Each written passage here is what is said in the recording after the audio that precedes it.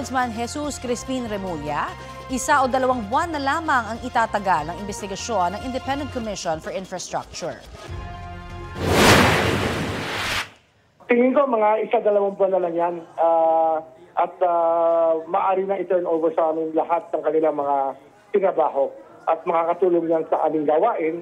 Sagot yan ni Remulla nang matanong sa unang balita sa unang hirit kung hanggang kailan na lamang ang itatagal ng komisyon. Kasunod ng resignation ni ICI Commissioner Rogelio Singson na pangalawang opisyal nang nag-resign sa komisyon matapos si Mayor Benjamin Magalong. Nakahanda raw ang ombudsman na saluhin ang trabaho ng ICI sakaling mabuwag ito.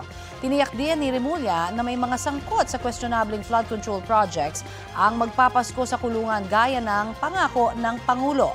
Iginiit ni Remulla na sinusunod ang due process sa investigasyon.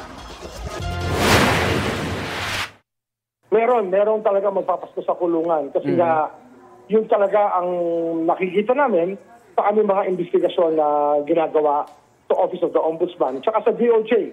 Ang DOJ po ay marami rin po silang kasong tinatapos at mapafile na rin po yung mga kaso nila.